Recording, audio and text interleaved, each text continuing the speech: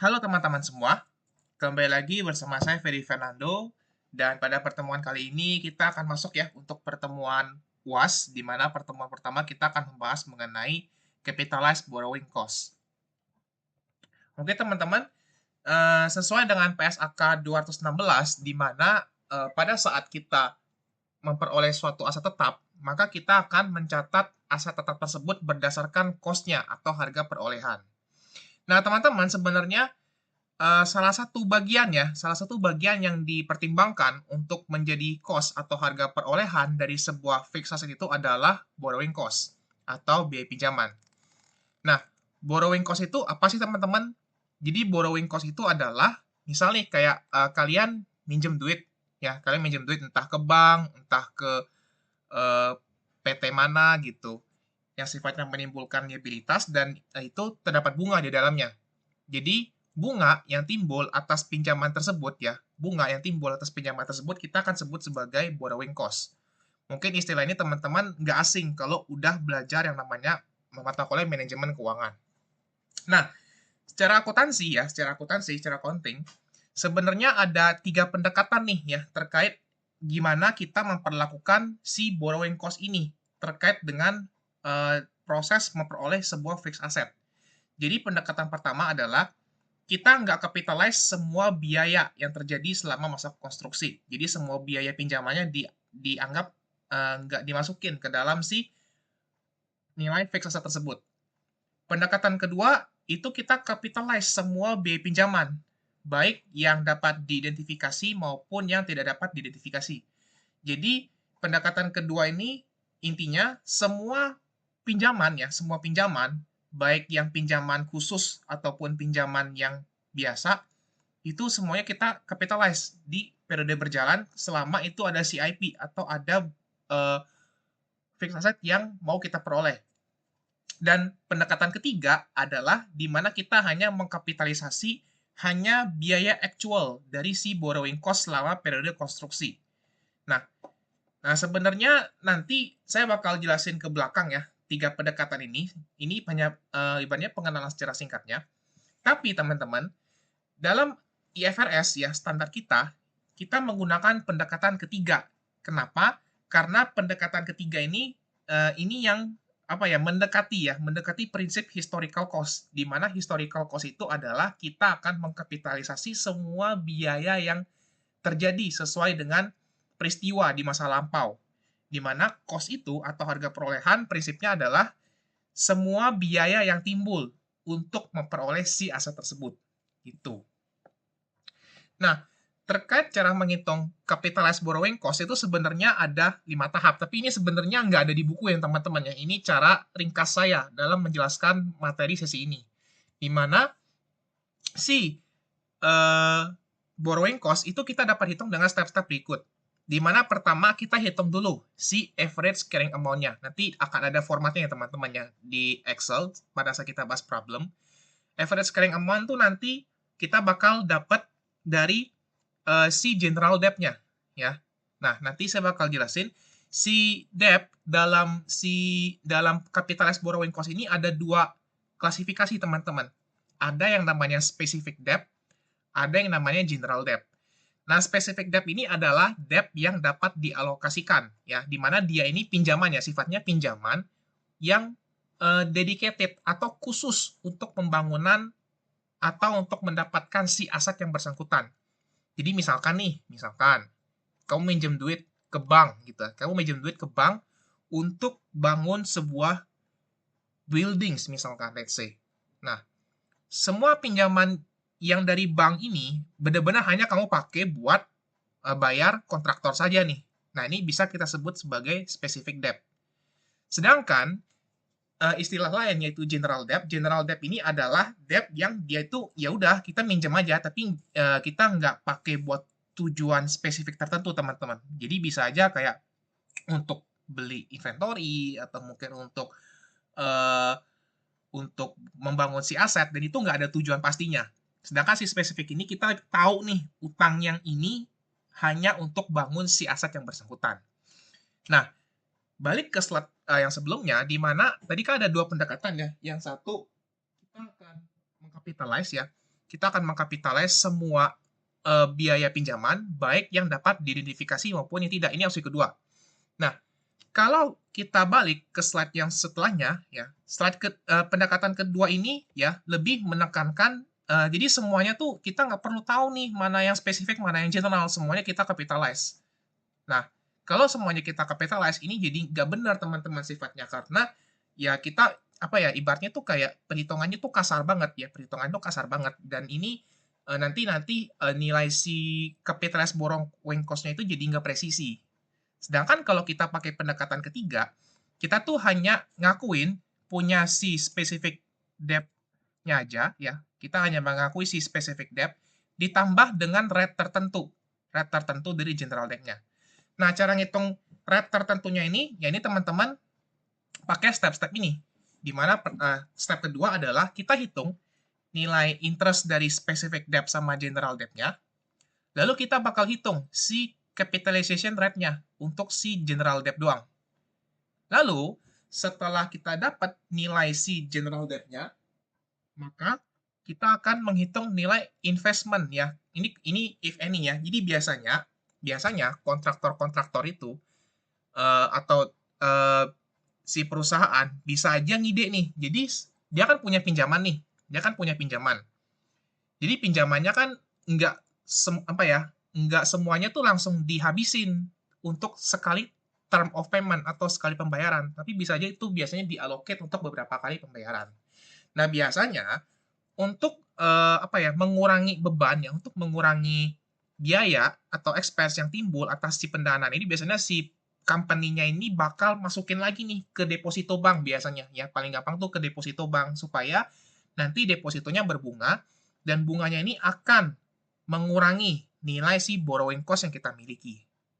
Ya, ini if any aja. Jadi ini if any sifatnya. Cuman karena kita di TSM itu biasanya nanti bakal masukin nih unsur si income interest income-nya ya. Kita akan masukin unsur interest income-nya supaya teman-teman tahu nih impact-nya ke capitalized borrowing cost seperti apa.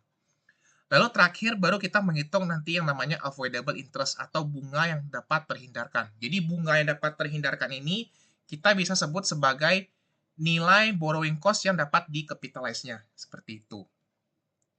Mungkin dengar penjelasan saya mungkin belum terlalu ngerti ya gimana maksud flow-nya gimana, karena ini termasuk materi yang cukup jarang juga terjadi di dunia praktisi. Tapi nanti kita bakal lanjut untuk ke pembahasan problem yang ada. Oke, ini saya langsung geser slide-nya aja. Nah, di sini kita akan membahas problem 3 dari modul intermediate accounting-nya. Di mana di sini PT Bongsu berencana membangun sebuah gedung kantor untuk kegiatan operasionalnya. Nah, gedung kantor mulai dibangun sejak awal tahun 2025 ya, dan diperkirakan akan selesai dalam waktu 3 tahun. Dana pembangunan berasal dari pinjaman Bank Jasmine senilai 10 juta won yang diperoleh pada 1 Januari, suku bunga 12% dan dibayarkan setiap awal tahun. Nah, ini kalau teman-teman baca kalimat yang seperti ini ya, saya tandai warna kuning, dia kan langsung ya, bahwa pembangunan akan berasal dari pinjaman dari Bank Jasmine. Jadi ini kita sebutnya sebagai, kalau di slide tadi itu kita akan bilang sebagai specific debt, karena ini jelas arah kita minjem itu untuk si Bank Jasmine-nya.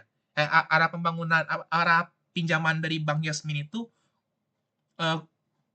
spesifik untuk membangun si gedung kantor barunya ini.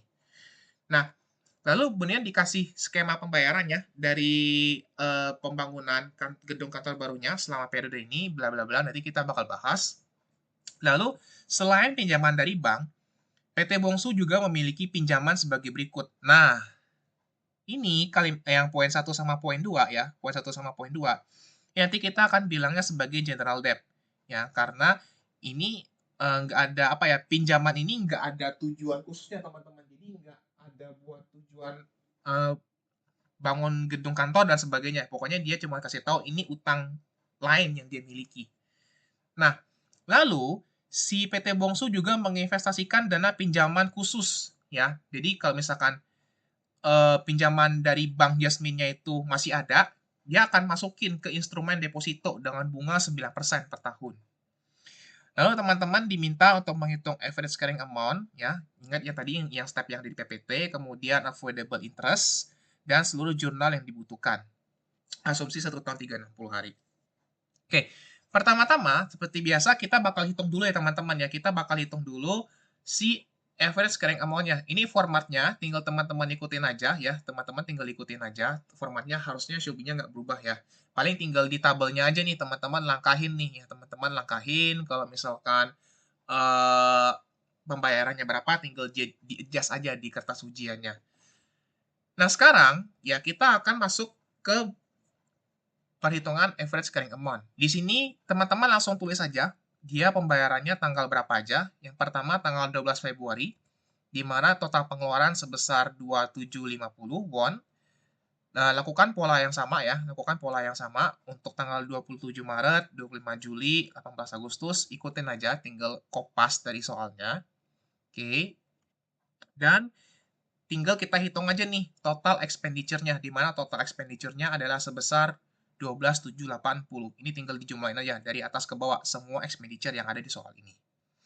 Nah, lalu step berikutnya adalah teman-teman akan menghitung akan alokasiin dulu expenditure-nya ini ke specific debt yang kita miliki. Nah, specific debt yang kita miliki ini adalah Bank Jasmine nih ya. Pinjaman dari Bank Jasmine senilai 10 juta won.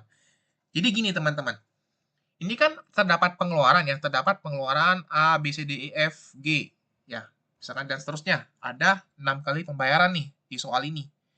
Nah, pembayaran ini kalau teman-teman lihat, ternyata melebihi nilai yang dia pinjam. Di mana nilai yang dia pinjam itu cuman amount-nya tuh sebesar 10 juta won. Ini kan lebih ya, dia bayar 12.780 sedangkan pinjaman dia 10 juta doang. Ini akan kita allocate ya, akan kita allocate sesuai dengan urutan tanggal-tanggal yang kita miliki. Berarti kan tanggal yang 12 Februari ini masih aman ya. Si 10 jutanya ini masih bisa mengcover. Ya udah berarti kita masukin 10 juta. Kita masukin nilainya 2750, masih ke cover. Terus lanjut sisa utangnya ternyata masih bisa cover nih tanggal 27 Maret. Jadi kita masukin 1150. Terus di tanggal berikutnya dia masih bisa cover ya. Nilainya sebesar 2,9. Nah, tinggal teman-teman hitung aja sekarang dia itu udah keluarin ya. Dia tuh udah keluarin sebesar 6.800.000. Jadi ini sebenarnya teman-teman ngira-ngira aja kalau misalkan masih bisa ketampung, tinggal kita masukin aja angkanya bulat-bulat. Nah, sekarang kita masukin pembayaran keempat. Ini kalau teman-teman hitung angkanya udah sebesar 9.060.000 nih ya. 9.060.000. Nah, 9.060.000 berarti kan sisanya berapa tuh? Berarti 9.060.000 ya. Kita masukin dulu. Berarti 9.060.000. Sedangkan total utang dia itu sebesar 10 juta. Nah, ini kalau teman-teman kurangin ya, teman-teman kurangin ternyata nilai utang dia yang masih tersisa itu sebesar 940.000. Maka nilai utang yang tersisa ini akan teman-teman masukin nih ke sini nih. Teman-teman masukin berarti 10 juta kita kurangin dengan total uang yang dia sudah keluarkan di tanggal-tanggal sebelumnya, maka dapat nilai nilai terakhir dari si utang spesifiknya itu sebesar 940.000. Nah, ini in the end total allocated-nya ini harus sebesar nilai pinjaman yang dia punya ke Bank Jasmine-nya. Ya, ini sebagai kontrol nih, ini sebagai kontrol kalau teman-teman tuh ngitungnya udah benar. Jadi, in the end angkanya harus pas dengan jumlah pinjaman yang dia pinjam terkait si pinjaman spesifiknya ini. Oke, lanjut ke kolom berikutnya. Nah, ini kan kita udah habis ya. Pinjaman spesifiknya ini udah habis nih per tanggal 12. Sedangkan dia masih ada pengeluaran-pengeluaran lain kan ya. Masih ada pengeluaran sebagian di tanggal 12 September dan sebagian lagi di 23 Oktober. Nah, ini akan kita allocate ke general borrowings. Nah, berarti sisa pengeluaran dia di tanggal 12 September tinggal teman-teman kurangin aja. Berarti selisih dari 2.070.000 kita kurangin dengan 940.000, maka hasilnya adalah sebesar 1.130.000. Nah, baru terakhir, karena pinjaman spesifiknya udah habis di tanggal 23 Oktober ini, maka amount-nya tinggal masukin bulat-bulat. Tinggal pindahin aja dari kolom expenditure-nya ini. Lalu kita jumlahin, maka dapat nilai allocate to generalnya sebesar 2780. Nah, ini saya post dulu ya. Oke. Kemudian, setelah dapat berapa general borrowings-nya, maka kita kemudian akan menghitung si capitalization period-nya. Nah, teman-teman, untuk capitalization period ini, teman-teman hanya perlu hitung dari tanggal pertama di mana si specific debt-nya itu habis, teman-teman.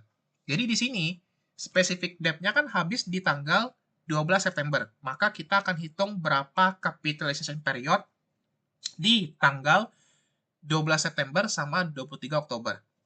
Nah, capitalization period itu sebenarnya cuma bulan doang sih, ya, cuma fraction atau bulan doang. Jadi, dari 12 September ya, dari 12 September sampai ke 31 Desember, berarti kan 12 dikurang 9, 3 plus 1, karena Septembernya masih kehitung. Maka nilainya adalah sebesar 4 bulan doang, atau 4/12. Sedangkan yang tanggal 23 Oktober, berarti 12 dikurang 2, sisa 2 bulan doang.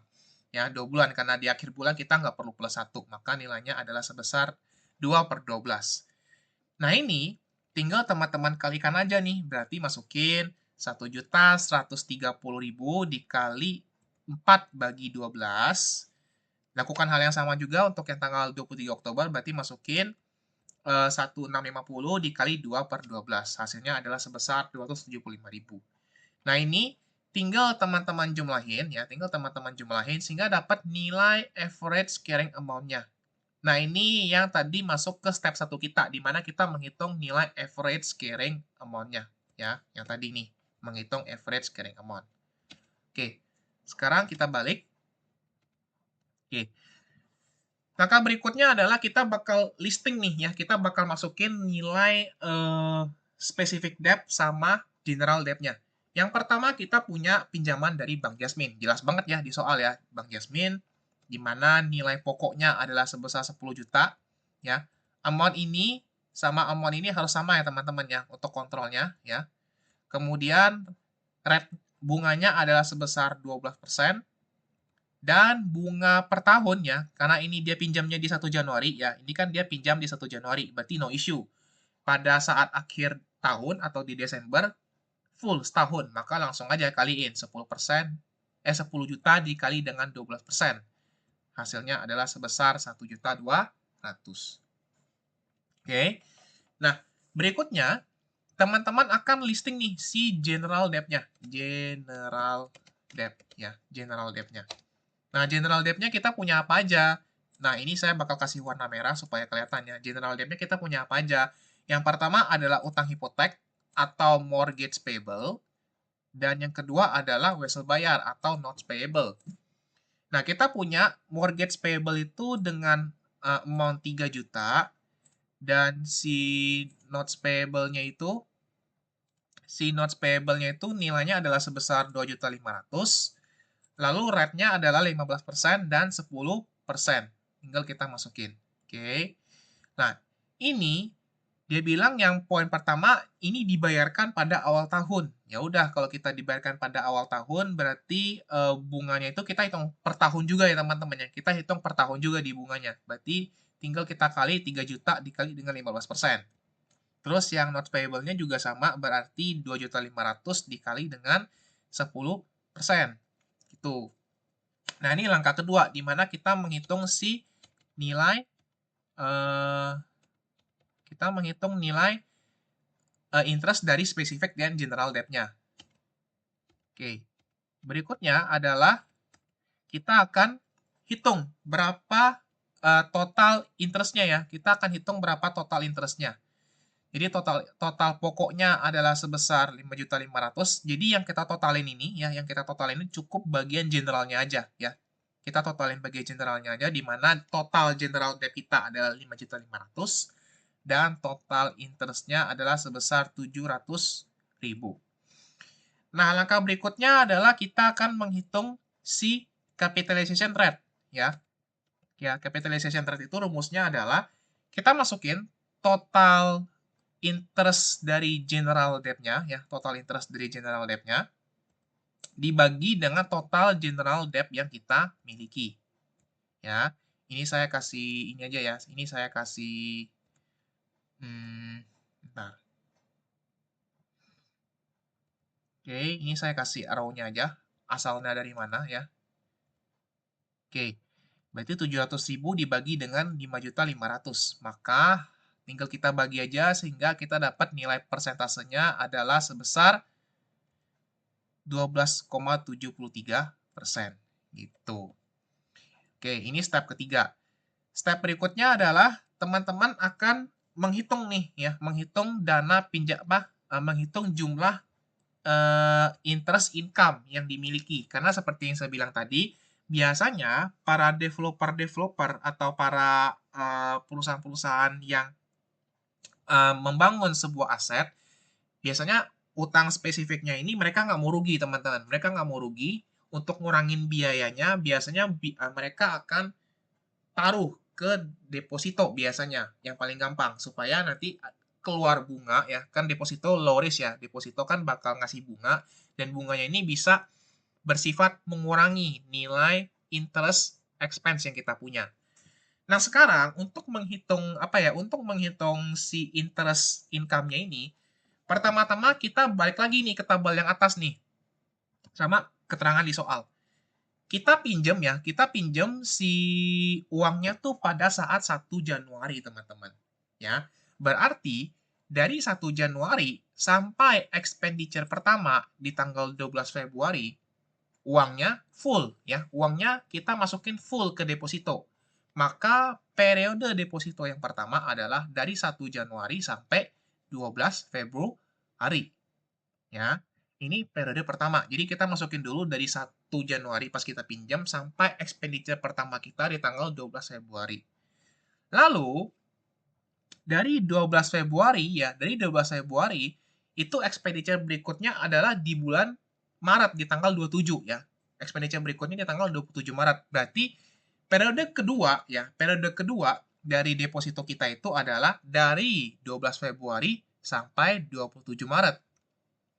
Kemudian setelah tanggal 27 Maret, pengeluaran berikutnya itu di tanggal 25 Juli. Berarti periode ketiganya adalah 27 Maret sampai 25 Juli.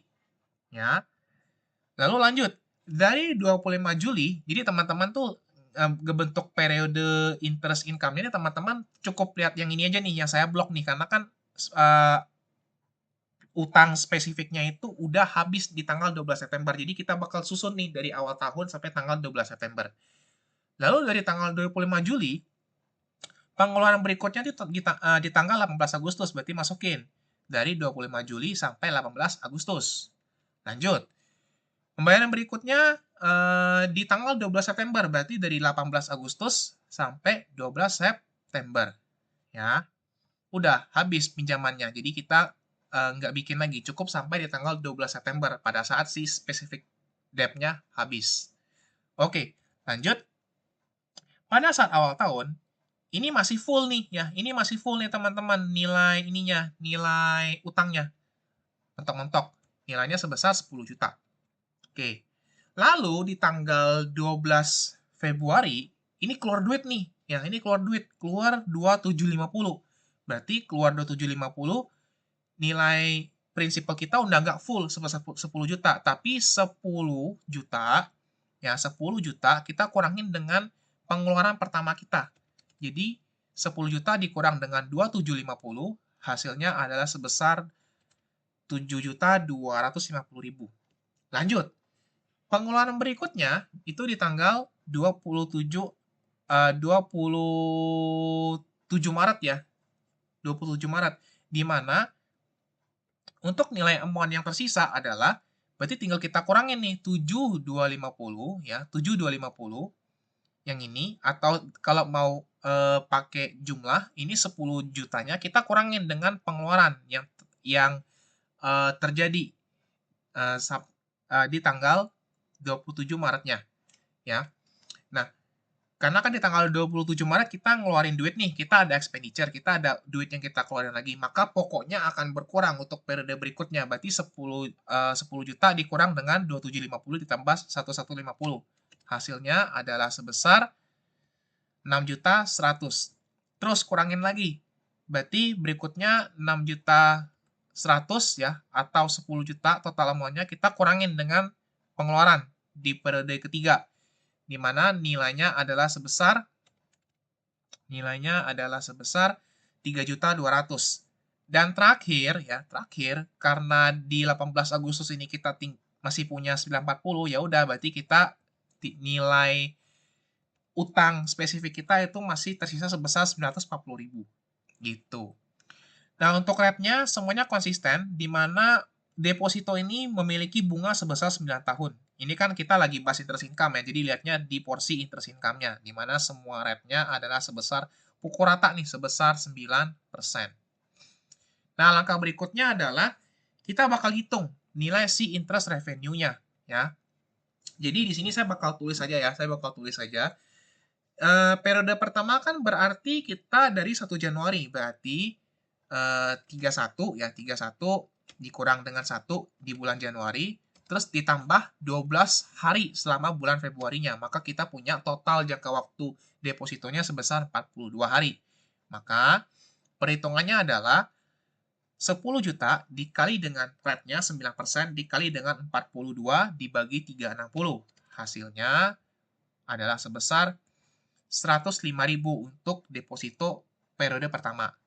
Terus deposito periode kedua berarti kan dari Februari ya, berarti untuk bulan Februarinya yaitu 28 dikurang dengan 12, terus ditambah dengan bulan Maret selama 27 hari, maka total jangka waktunya adalah sebesar 43 hari. Makanya kita kaliin aja 7250 dikali 9% dikali dengan 43 dibagi 360. Maka hasil nilainya adalah sebesar 77.937.500. Lanjut, bulan berikutnya. Di bulan Maret.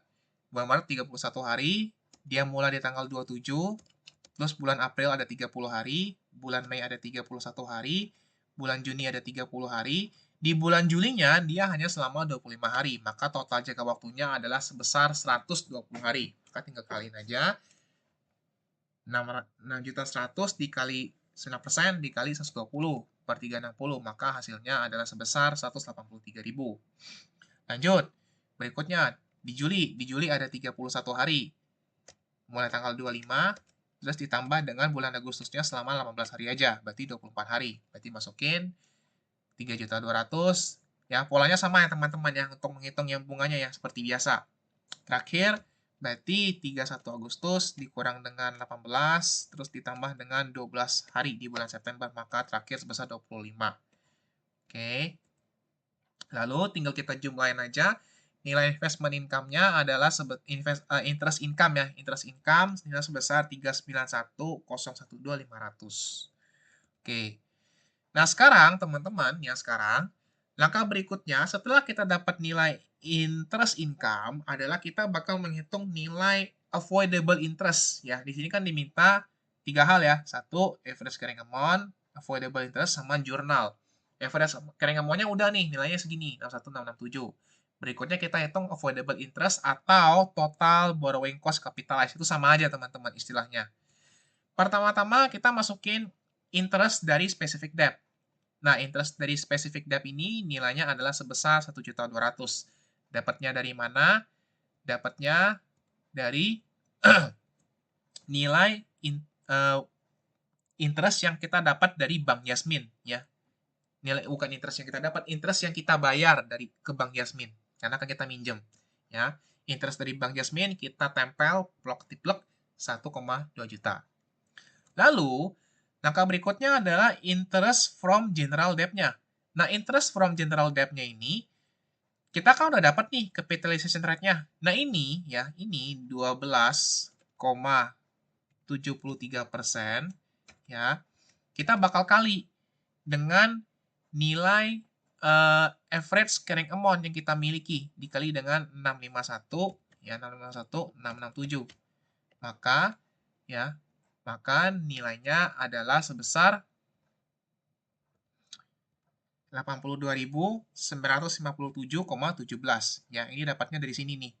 Ya, 651,667 kita kali dengan si 12,73%-nya. Oke. Lanjut. Berikutnya, total investment income yang kita miliki, di mana total investment income, ya tadi kan saya bilang ya, biasanya perusahaan itu kan nanti bayar ke banknya, ya perusahaan kan bayar ke bank, ada pokok sama ada bunganya. Nah, biasanya perusahaan itu ngakalin, biar dia bayar bunganya nggak gede, ya, yaitu bakal masukin lagi uangnya ke deposito supaya dapat interest income. Nah, interest income ini berarti kan untuk mengurangi apa ya, mengurangi beban istilahnya, mengurangi biaya atau total duit yang dia keluarin.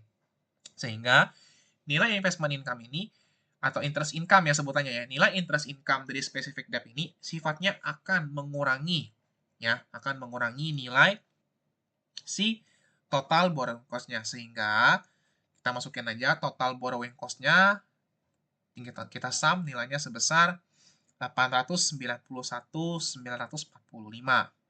Oke.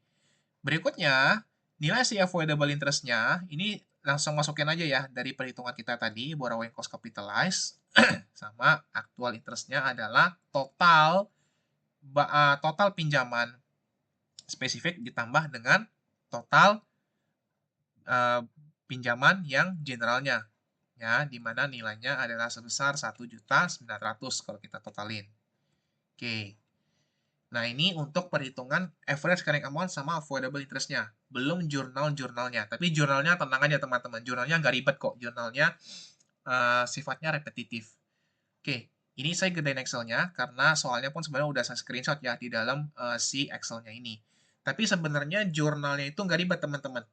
Yang pertama, kita bakal buat jurnal pada tanggal 1 Januari. Pada saat kita mau bayar ini kan yang pertama kan utang hipotek di mana dibayar pada awal tahun. Jadi kita bakal catat dulu nih jurnal pembayaran bunganya.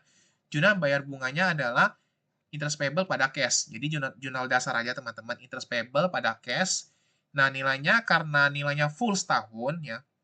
Nilainya full setahun si mortgage payable-nya, maka angkanya langsung bisa kita ambil dari tabel. Nilainya sebesar 450.000. Ini jurnal pada saat kita bayar si interest payable atas si mortgage payable. Terus jurnal kedua adalah kita pada saat dapat pinjaman dari Bank Jasmine-nya. Jadi jurnal pinjamannya adalah cash ya pada bank loan Jasmine Bank. Oke. Nilainya adalah sebesar 10 juta won. Oke. Berikutnya kita masuk ke jurnal pada saat kita build si asetnya, yaitu pada saat tanggal 12 Februari. Jadi teman tabel-tabel ini bakal kita pakai teman-teman buat bikin jurnalnya tanggal 12 Februari. Tanggal 12 Februari, pada saat kita keluarin duit buat bangun atau buat membangun ya istilahnya, buat bangun atau buat nge-build si fixed asset kita, karena ini gedung kantor maka kita catnya sebagai building. Tapi ada juga istilah lain yang kita sebutnya sebagai CIP atau Construction in Progress. Nah, sebenarnya karena yang saya ajarin ini sifatnya apa ya? Sifatnya berasal dari buku ya, teman-teman ya, buku acuan saya, buku intermediate. Maka kalau di buku intermediate tuh kita sebenarnya bisa catat sebagai nama aset yang bersangkutan, tapi bisa aja kita catat sebagai CIP. Tapi dari pengalaman saya ya, dari pengalaman saya sebagai praktisi yang udah pegang beberapa PT yang cukup gede ya, client service saya, biasanya tuh mereka akan langsung catat ke CIP teman-teman. Jadi mereka tuh awalnya nggak catat sebagai building dulu, tapi mereka biasanya catatnya sebagai CIP. Itu praktek in real life-nya. Tapi karena ini yang saya ajarin ini lagi-lagi ngacunya ke buku IFRS ya, buku intermediate, mereka tuh bisa catat sebagai nama asetnya langsung atau bisa catat sebagai si construction in progress. Tapi kalau di praktiknya catat sebagai construction in progress saja. Ya. Ini saya ngikutin textbook ya teman-teman ya. Terus building pada cash ya. Ini kan kalau kita build ya udah aset pada cash gitu, aset pada cash. Jadinya gampang gitu. Nah, amount-nya langsung masukin nilai expenditure yang kita miliki di tanggal 12 Februari. Nilainya sebesar 2750. Tapi jangan lupa ada ada nilai pengurang ya, ada nilai pengurang terkait si jurnal CIP-nya ini. Pengurangnya dari mana? Nih, pengurangnya dari nilai interest revenue selama periode pada saat dia masukin depositonya, teman-teman. Jadi, pada saat kita terima interest income, kita bakal catat cash pada interest income sebenarnya kalau jurnal awamnya, cash pada interest income. Tapi karena ini kita lagi bahas terkait dengan borrowing cost, maka semua akunnya ini, semua akun terkait dengan interest ini semuanya bakal dialihkan ke si akun building atau si akun CIP-nya. Ya, ini karena lagi-lagi textbook, tapi intinya akun yang di sebelah kredit ini adalah si CIP atau si aset yang bersangkutan. Jadi bisa dicatat sebagai building, bisa dicatat sebagai capitalized borrowing cost, atau bisa juga dicatat sebagai CIP. Bebas, tapi biasanya kalau lagi-lagi kalau praktisi biasanya langsung catat ke si CIP-nya saja. Ya. Oke. Berikutnya nilai cash pada building yang berkurang itu nilainya sebesar interest revenue yang dia terima. Lagi-lagi interest revenue-nya sebagai pengurang ya. Interest revenue-nya itu sebagai pengurang dari si capitalized borrowing cost-nya. Makanya kan ini dikredit nih. Kalau dikredit kan berarti nilainya berkurang. Gitu logika jurnalnya. Oke, tanggal berikutnya tanggal 27 Maret. Tanggal 27 Maret sebenarnya polanya sama ya. Tanggal 27 Maret kita punya pengeluaran berarti building pada cash ya, building pada cash. Nilainya berapa? Nilainya sebesar 1150. Oke. Terus jangan lupa kita punya pengurang ya, pengurang nilai capitalized borrowing cost-nya di mana kita punya interest income itu sebesar 77.000, dapatnya dari mana? Dapatnya dari tabel perhitungan kita tadi. Masukin. Lanjut, berikutnya kita bakal masuk ke tanggal 25 Juli. Polanya sama ya teman-teman ya. Kita punya pembayaran terkait dengan pembangunan aset kita, berarti building pada cash, nilainya adalah sebesar tanggal 25 Juli sebesar 2.900.000. Oke. Terus lanjut, kita juga punya pengurang nilai ya, pengurang nilai dari interest income yang kita masukin ke deposito, nilainya sebesar 183.000, dapatnya dari tabel lagi-lagi, tinggal masukin aja ya. Terus berikutnya di tanggal 18 Agustus polanya masih sama, ikutin aja. Building pada cash ya, karena kita bayar nilainya sebesar 2260 sesuai tabel yang ada di soal tadi yang udah kita isi.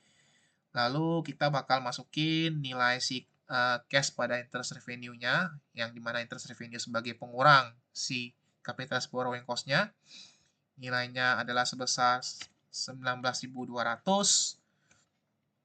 Dan lanjut di tanggal 12 September masih sama ya polanya ya. 12 September polanya masih sama, tinggal kita masukin. Berarti building pada cash ya, building pada cash. Terus kita masukin nilai di 12 September expenditure totalnya sebesar 2.070.000. Dan jangan lupa ini deposito terakhir yang kita miliki, berarti masih ada interest income yang bakal jadi pengurang, nilainya sebesar 5.875. Nilainya dapat dari tabel lagi-lagi. Oke, tabel perhitungan kita. Nah, step berikutnya adalah kita masuk ke pembayaran tanggal ini, saya turun dikit ya, 12 September. 12 September. Nah, ini nih udah mulai beda nih polanya nih. Nah, di tanggal 23 Oktober ya, 23 Oktober ya. 23 Oktober itu kan dia sudah nggak punya lagi ya teman-temannya. Dia udah nggak punya deposito lagi nih. Depositonya berhenti terakhir di tanggal 12 September. Berarti di pembayaran tanggal 23 Oktober, jurnalnya cukup hanya pembayaran saja ya. Pembayaran untuk nge-build atau membangun si bangunan kantornya. Jadi jurnalnya sama, building pada cash nilainya sebesar 1.650. Udah nggak ada lagi jurnal cash pada ininya, cash pada building atau cash pada CIP-nya sebagai pengurang karena kita udah nggak punya deposito di tanggal 23 Oktobernya. Karena spesifik date-nya udah habis. Gitu. Oke. Terakhir adalah teman-teman akan bikin jurnal penyesuaian nih. Ya, akan bikin jurnal penyesuaian tanggal 31 Desembernya. Nah, teman-teman, ini sebenarnya saya mau throwback dulu ya ke utang-utang yang kita miliki. Sebenarnya di tanggal 31 Desember nih jurnalnya tuh ya sesimpel kita mau nyatat interest expense pada interest payable. Tapi kan nggak sesimpel itu teman-teman karena kita lagi bahas capitalized borrowing cost-nya. Jadi intinya itu sama kayak kita bikin AJP, kita mau bikin interest expense pada interest payable tapi ada unsur uh, si capitalized borrowing cost-nya ya. Jadi kita catat pertama adalah interest expense, ya interest expense. Nah, tapi sebelum kita lanjut ke interest payable-nya, kita lihat dulu nih, apakah ada yang dibayarkan pada akhir tahun bunganya. Oh, ternyata ada. Jadi, kalau yang Jasmine ya, kalau yang Bank Jasmine kan dibayar setiap awal tahun. Jadi, ini saya tandain awal tahun. Ini saya tulis awal aja kali ya. Awal, harusnya ketahuan lah ya. Kan ini langsung diketik gitu. Awal. Terus mortgage payable-nya dia bilang awal tahun, berarti awal. Awal. Terus terakhir wesel bayar atau notes payable-nya di akhir tahun, berarti akhir ya. Oke. Nah, untuk yang awal tahun, yang nanti dibayar di awal tahun, ini pasti kita bakal akuin sebagai interest payable. Nah, yang kita bayar di akhir tahun itu bakal kita catat sebagai cash di sebelah kreditnya. Jadi sebenarnya jurnalnya sama kayak kalian bikin AJP interest expense pada interest payable, ya cuman di sini ada unsur kapitalisnya aja. Nah, si capitalized building-nya ini ya kita bakal catat sebagai CIP ya, atau kita catat sebagai building atau kita catat sebagai capitalized borrowing cost itu sama aja. Cuman lagi-lagi karena ini textbook ikutin aja textbooknya yaitu building capitalized borrowing cost. Ya. Oke. Sekarang kita bakal masukin nih nilai cash yang kita bayarkan. Nah, di sini kan sebenarnya kita udah ngitung ya. Ini semua pinjamannya di awal tahun, semuanya awal tahun ya, dibayar kepada awal tahun, awal tahun, awal tahun. Berarti semuanya genap selama 12 bulan. Teman-teman udah nggak perlu ngitung-ngitung lagi berapa per 12, berapa per 360, teman-teman udah nggak perlu pusing lagi. Intinya teman-teman sekarang tinggal cari aja yang kita bayar di akhir tahun itu si notes payable doang teman-teman. Jadi kita bayar cash di sebelah kredit sebesar 250.000 ya karena yang di akhir tahun cuma dia doang yang kita bayar. Nah, si interest payable-nya berarti sisanya berarti utangnya Bank Jasmine yang specific debt sama utang hipoteknya si mortgage payable-nya tinggal kita jumlahin maka nilainya sebesar 1.650.000. Nah, nilai si building-nya nih teman-teman. Nilai si building-nya ini yang bakal jadi perhitungan kita. Nah, di sini, nilai si building-nya ini, kita bakal ambil dari interest yang memang dedicated buat si specific debt-nya, ya interest dari specific debt-nya, ditambah dengan interest yang bisa kita kapitalisasi dari general debt-nya. Jadi kan kita udah hitung nih ya, kita udah hitung nih, rumusnya masih ada juga, saya udah tulis di sini. Yang 1,2 juta kan no issue ya, karena itu memang langsung angkanya plek-ketiplek ambil aja. Ditambah dengan 82.957,17. Ini tadi didapat dari capitalization rate kita dikali dengan average carrying amount. Ya. Maka nilai building yang bisa kapitalisasi adalah sebesar 1282. Jadi sebenarnya tinggal kita jumlahin aja nih, dua ini. 1282957 ini nanti jadi building yang dapat kita capitalize. Oke. Nah, lalu sisanya, ya kan kita masukin sebagai interest expense. Nah, ini nih interest expense yang nggak bisa kita capitalize. Kenapa? Ya karena ya ini dari general debt, kita nggak bisa identify untuk apakah si utangnya ini benar-benar kita full pakai buat bangun si buildingnya ini. Nah, teman-teman, sebenarnya kalau saya mau sedikit kasih pembuktian ya, kita coba bikin coret-coretan dulu ya. Kita mau coba bikin coret-coretan dulu. Ini misalkan CIP atau Construction in Progress. Kita bikin T-account dulu teman-teman. Ini kalau teman-teman penasaran, nanti dampak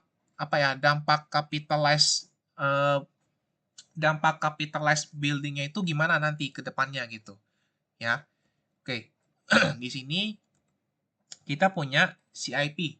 Ya, ini saya mau bahas yang bagian pokoknya in the end nilai cost yang kita capitalize itu nanti bakal jadi segini teman-teman. Ya, maksud saya sih seperti itu. Jadi kita punya ya. Jadi kita punya nilai CIP kita ya, nilai CIP kita itu nilainya saya nggak bahas yang nilai yang CIP di sini ya. Saya mau bahas yang movement yang berkurangnya aja teman-teman terkait bunga ya. Kalau yang expenditure kan jelas ya movement-nya, tinggal kita tambahin aja. Nah, di sini ya, kita masukin nilai building-nya dapat kita capitalize tuh nilainya segini nih ya. Dapatnya dari utang specific debt ditambah dengan utang dari general debt-nya. Di debit 1282. Terus tadi ya, ini nilai interest capitalize. Ya, interest capitalize. Terus ini saya singkat aja kali ya, interest capitalize. Oke. Terus tadi kita punya nilai interest income yang jadi pengurang dari nilai CIP-nya. Ya, yang jadi pengurang dari nilai CIP-nya. Nah, kita lihat nih, tadi nilai interest income yang kita miliki itu ada yang tanggal 12, tanggal 27, terus tanggal 25, terus tanggal 18, terus tanggal 12. Nah, kita dapat nilainya 391.012,5. Ya, ini sama nih, nilainya sama. Ini nilai interest income atau interest revenue-nya. Ya. Nah, seperti biasa, nanti in the end, berarti kan debit ketemu kredit. Maka nilainya pasti harus sama ya. Nilainya pasti akan sama dengan nilai si avoidable interest yang udah kita hitung itu. Makanya nilai avoidable interest ini yang bakal nanti jadi penambah CIP. Kan ini kalau teman-teman lihat kan sebenarnya expenditure yang kita miliki kan berarti tinggal lihat aja nih nilai CIP in the end itu sebesar 12.780. Ini nilai expenditure yang kita miliki ya. Ini nilai avoidable interest-nya. Ini saya pindahin aja kali ya. Oke. Ini ketemu ini. Jadi nanti dapatnya 891. Terus kita punya expenditure sebesar 12.780. Ini kalau kita jumlahin berarti kan 891 ditambah dengan expenditure-nya nilainya jadi 13.671.945. Inilah nilai CIP as of 31 Desember 2025. Gitu. Ya.